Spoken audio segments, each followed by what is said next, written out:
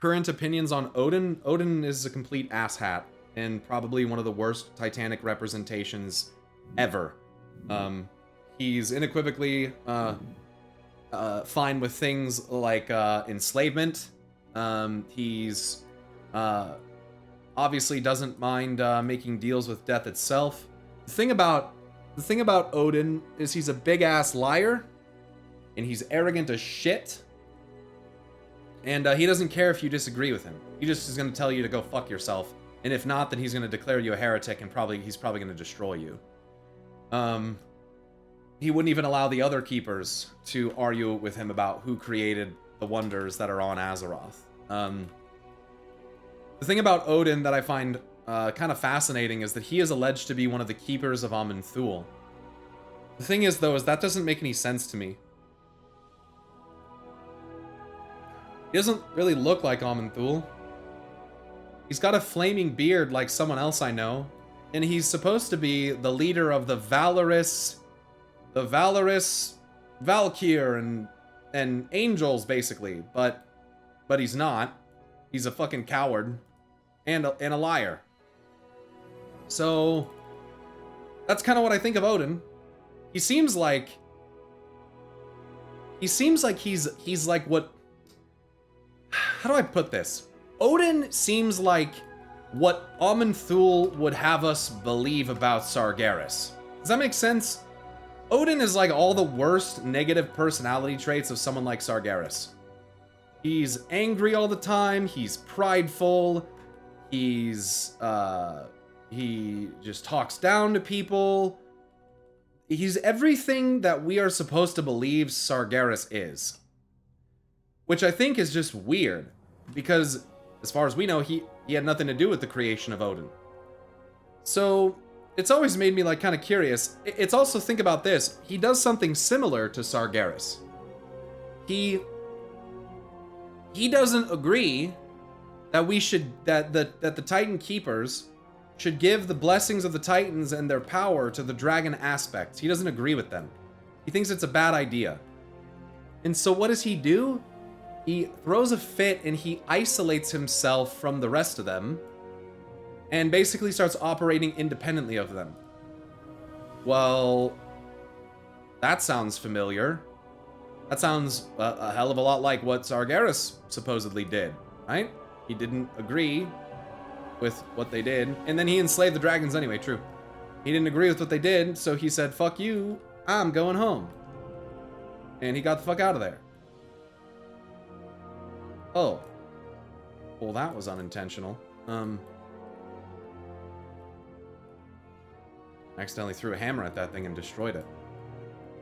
So I guess I wonder sometimes, like, is it possible that Odin is in some crazy ass way actually Sargeras' keeper? And if he's if he was originally Prime Designate, then that means that Sargeras could, if that's a fractal, then he would have potentially been the leader of the Titan Pantheon before all of this stuff happened. Because Odin is, as the Prime Designate, is supposed to be their leader.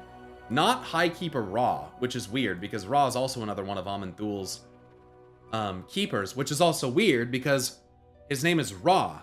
Like Amun Ra, like the fucking sun god of creation from Egyptian mythology. So I see a weird crossover where like both of the keepers and Ra is supposedly involved with the creation of the Mogu and the ordering of Pandaria, right? And Uldum. So it's like, it's just kind of weird, I guess. It's like I have two keepers here that are supposedly from Amun Thul, but I can conceptually connect them with Sargeras. And so it's like, are they just meant to be similar to him, specifically Odin? Is he how Amun Thul sees Sargeras, or is it really more of an expression of Amun Thul's personality, kind of disguised as something that looks like Sargeras? I think that, you know, that's kind of one of the interesting things, one of the places my mind goes when thinking about Odin. You know, obviously I could cover everything he did with Helya. I'm not giving a synopsis on Odin though. So yeah, he's definitely not a swell guy. And he is in contention as one of the members who fits the whisper, the Lord of Ravens will turn the key. And who knows? Who knows? Maybe when I think about turning the key in the modern world, I think a lot about turning on a machine, turning on a car, starting the engine to turn the key. Now that can be a turn of phrase as well, and I've talked about that at length. And there are multiple characters who fit this quote. It is also talking about, I'm almost certain, it is also talking about Illidan, Velen, Khadgar, what happens at the bottom of the Tomb of Sargeras, and most certainly Medivh as well, because he's also instrumental to that sequence of events in Legion. And then, so I think about, like, what if Odin went to Ulduar to, like, rally the Keepers, for, like, Ragnarok or something. Especially now that Azeroth has empowered the dragons with her power, it'd be kind of cool to maybe see the dragons and the mortals face off against the Keepers, and the Titanforged, I guess, to a degree, would actually be kind of sick. Like, sort of like Ulduar, but less Yogg-Saron this time, and more Odin just rallying them. And who knows, maybe to a degree, like, we get some allies, you know? Maybe Tyr joins us in the fight against Odin, because he and Odin probably are not going to be great homies after everything that's happened. So, you know, I think there's definitely some opportunity for some fun stuff to happen with Odin. It'd be cool if he, as Prime Designate, was able to go to Ulduar and basically trigger re-origination himself. Be like, fuck Algalon, I'm the Prime Designate, I'm gonna fucking do this myself.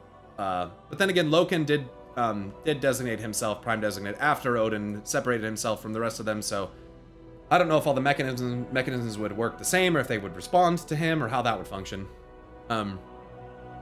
If your idea is correct, Odin, Sargeras / Loken, Norgannon, the betrayal fits. I agree, and what was the betrayal? The betrayal was that they were going to order the dragons. It is essentially, when you boil it all down, that's what they were going to do. They were going to order the dragons, and Odin didn't want them to do that. And so Odin said, fuck you, I'm out, and they ordered the dragons. So if you want to look at that as, like, again, a fractal, to zoom out and look at Sargeras and the ordering of Azeroth and maybe of Elune, which I think are potentially both dragons, and even himself, which I think is also potentially draconic, then this concept of, like, the flaming guy with the beard who didn't want the dragons ordered kind of starting to make some sense, you know? And I like that a lot, because it's a way to turn it into, like, Sargeras isn't just cleanly a good guy. He's a guy that was trying to do something good that maybe did some bad things. And I just think the perspective of the reason why I don't think it's an accident that they're driving home these themes of, like, family and home. What is worth fighting for? What is Sargeras fighting for? Is he really just fighting because he's scared and mad? No. No. He's fighting for home and family. That's what I think.